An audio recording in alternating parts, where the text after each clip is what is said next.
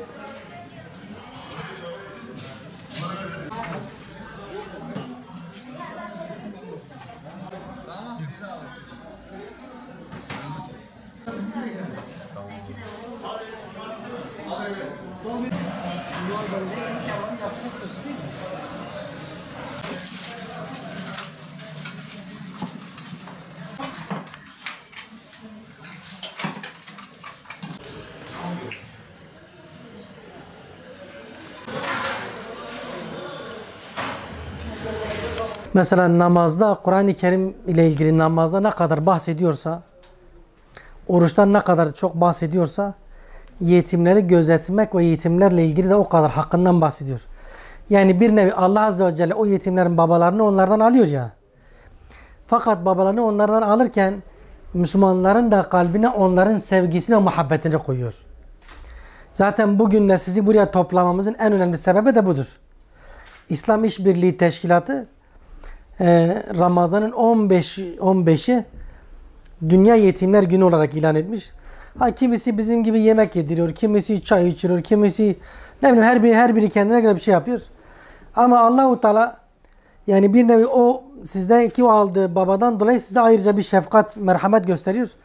Sizin sevginizi insanların kalbine yerleştiriyor. Ve bu konuda belki sizler de hani bazıları şahit olmuşsunuz. Allah Azze ve Celle bu konuda sizi aç da bırakmıyor. Bir şekilde rızkınızı gönderiyor. Ama Ahmet'in ama Mehmet'in ama Veli'nin fark etmez. Allah-u Teala birinin kalbine merhamet koyuyor, sizin rızkınızı gönderiyor.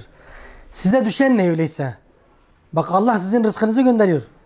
Allah-u Teala sizin şefkatinizi, merhametinizi birçok kişinin, birçok Müslümanın kalbine yerleştiriyor. Ve birçok ayette de bu konuyla ilgili bahsediyor. Şimdi peki size düşen ne? Size düşen de bu nimete karşılık şükür.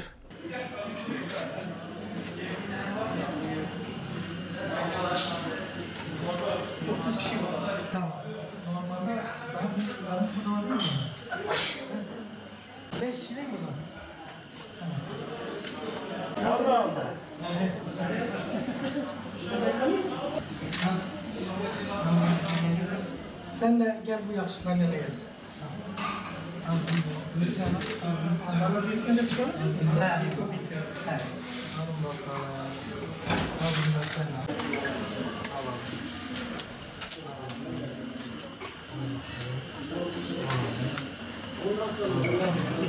Sıkıntı yok.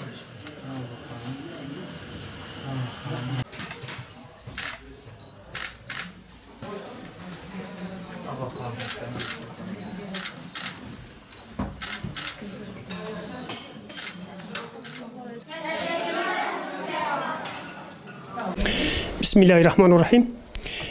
Bu mübarek Ramazan ayın 15'inde Dünya Yetimler Günü'nde biz Umut Kervanı olarak böyle bir yetimlere iftar programı verdik.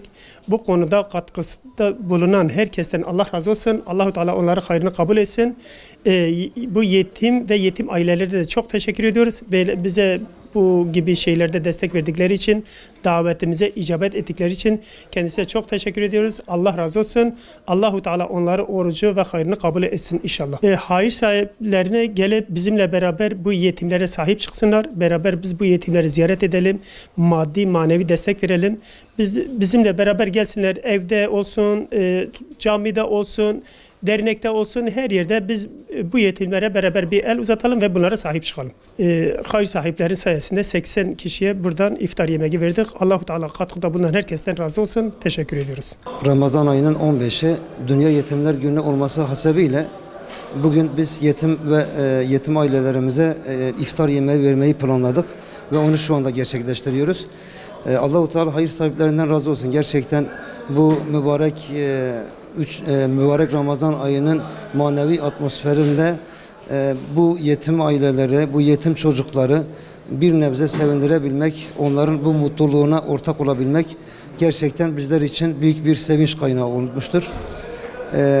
Yine tekrar söylemek gerekirse bu tür katkılarda bulunan hayırsever kardeşlerimizin Rabbim hayırlarını kabul eylesin.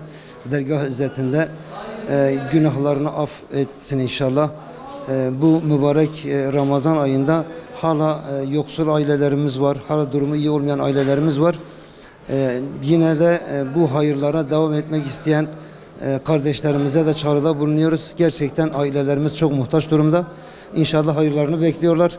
Bizler de bu hayır görevinde de bir köprü olabilmek hasebiyle bu vazifeyi icra etmiş bulunuyoruz. Allah-u Teala sizlerden razı olsun. Teşekkür ederiz. Umut Kervan Derneği'ne çok teşekkür ederiz. Allah hayırlarını kabul etsin. Bizleri böyle yemeğe davet ettikleri için çok teşekkür ettik. Mutlu olduk. Çocuklar sevindi. Allah hayırlarını kabul etsin. Vesile olandan, getirenden teşekkür ettik. Babası olmayanlar, yani birçok çocuklar sevindi. Bütün yardımları için teşekkür ederiz. Allah kabul etsin. Kazancılarına bereket kalsın inşallah.